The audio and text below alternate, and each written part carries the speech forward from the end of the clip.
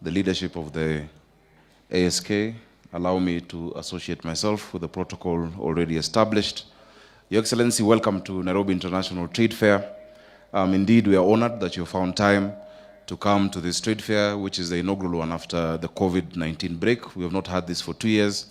And as we observed, our people are yet to fully come back. The International Trade Fair, or what we used to call the Nairobi Show, was one of those things that you would never miss in Nairobi. Your Excellency, I remember getting lost here many times as a child and being severely punished for that. Your Excellency, we need to improve and move with the times.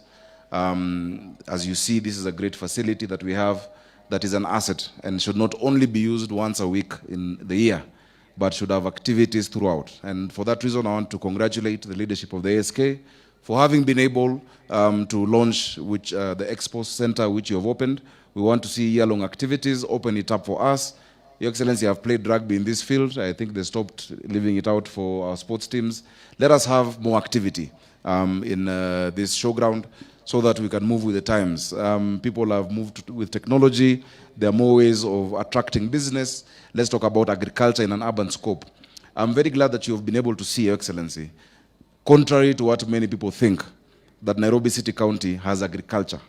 In fact, Nairobi City County government conducts more than 15,000 extension visits a year, more than most counties.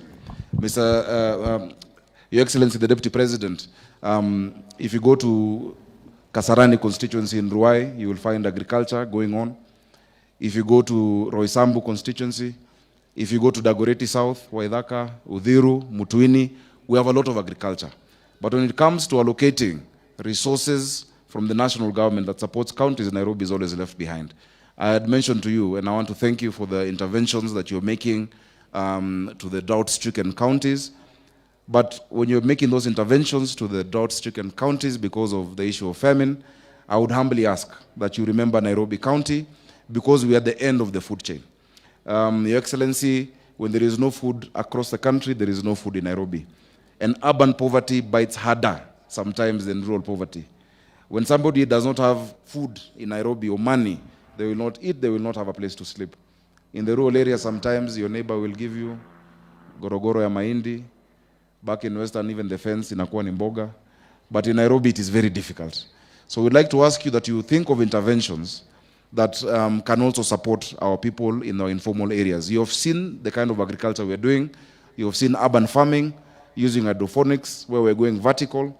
And Your Excellency, this is an area that my government in Nairobi will be willing to, we're going to support and support fully.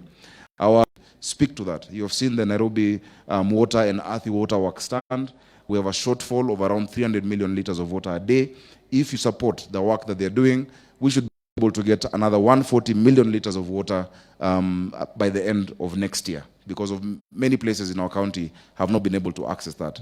Your Excellency, you have also been able to see the other stands that are exhibited to look at. With those very many remarks, let me take this opportunity to welcome Your Excellency, the Deputy.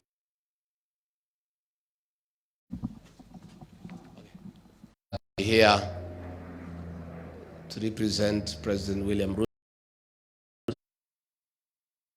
Ruto, who had graciously accepted to be with you today,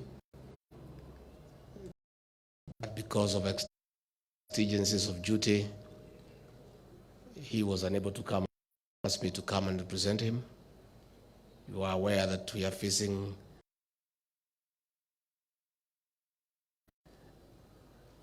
a serious problem with the drought, and he needs to have a hands-on approach, and he is busy with our development partners trying to marshal and harness resources to make sure that no Kenyan dies from starvation. And the situation we are facing in the country of possible starvation arising from drought is relevant to what brings us here today, agriculture and food production, which is something we really want to put a lot of effort So if you allow me, I'll read his remarks as he would have communicated to all those who are here today and the nation. The Governor of Nairobi County, members of Parliament, ESK National Chairperson, Madam Annabel Krienya, Nairobi International of Transforming Agriculture, and of life for our citizens. The theme underscores our government's commitment to promoting innovation and technology for the growth of the agricultural sector as an enabler for economic transformation and sustainability. This trade fair, therefore, affords us the opportunity to showcase modern technologies that are useful to making Kenya's agricultural sector globally competitive. Ladies and gentlemen, we are currently facing unprecedented high food prices, occasioned both by internal and external factors. The government is alive to the high cost of living, steady increase translate to export of jobs to the countries of origin. As a country, we have an opportunity to invest in production.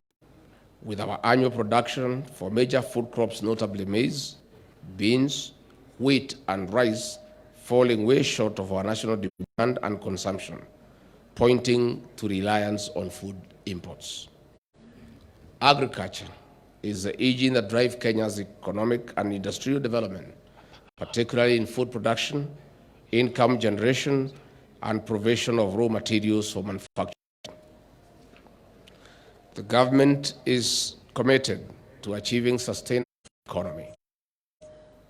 Agriculture has the potential to lift many people out of poverty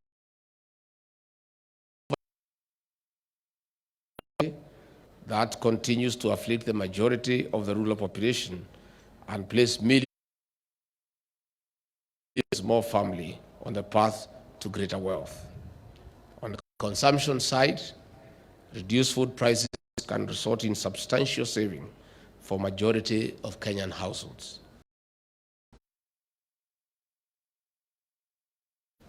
Strategic interventions in agriculture, therefore, hold the key to unlocking the tremendous promise of rapid growth in wealth generally and incomes in particular, achieved simultaneously working capital to enable farmers purchase of food prices and subsequently cost of living can be achieved at the same time as of our economy.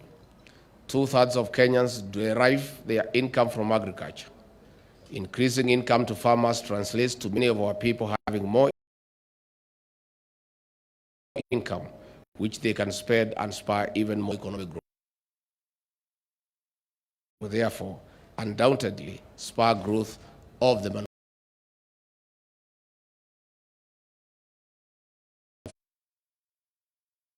It is against this background that one of our first pronouncements during the inauguration was to lower fertilizer prices from the current 6,500 to Kenya shillings 3,500 per 50 kg bag. To demonstrate this commitment, we have since rolled out the fertilizer subsidy program that has already made available 1.4 million bags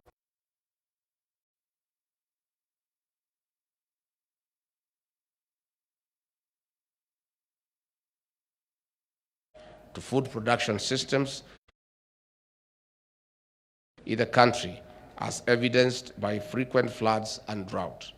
To respond to this and build production resilience, the government initiated and is supporting and promoting various adaptive programs. To cushion our farmers from adversities of climate change, the government has committed Kenya shillings 3 billion to implement. To date, the project has covered 1.3 million farmers. Further, the government with the support from the World Bank, is implementing the Climate Smart Agricultural Project in 24 counties over a 5-year period with the objective of increasing agricultural productivity and building resilience to climate change risk in the targeted smallholder farming and pastoral communities in Kenya, and in the event of an eligible crisis or emergency, to provide immediate and effective response. A total of Kenya shillings 27.9 billion is available for this program. Besides supporting community-led projects and mitigating against natural calamity-induced losses, the project also focuses, finally, ladies and gentlemen, I once again thank the government of Nairobi, exhibitors, and all other stakeholders who contributed towards making this trade fair a success. It is now my pleasure to declare the 2022 ASK Nairobi International Trade Fair officially open. God bless you, and God bless Kenya. I just want to add only two things. One, to confirm to all those present today, and indeed the people of Kenya, that our new administration has focused on agriculture and trade as the most effective tools to turn around the economy and restore the dignity of our people and create wealth and make farmers to have dignity in what they do for a living. Secondly, we want to ask all those in the agricultural sector to be ready to pull up their socks so that they can work together with our government and the county governments to increase productivity as we look for new markets. I want to confirm that we are going to have a paradigm shift in our foreign policy. All the ambassadors and the high commissioners who will be appointed by this new administration to serve in the various missions across the globe, 70% of their work will be to look for new markets for our agricultural produce while expanding the existing markets. Indeed, we have agreed that all the ambassadors and high commissioners who will be appointed will sign an MOU with us for 2 years on what we expect them to do in terms of enlarging markets and creating new markets.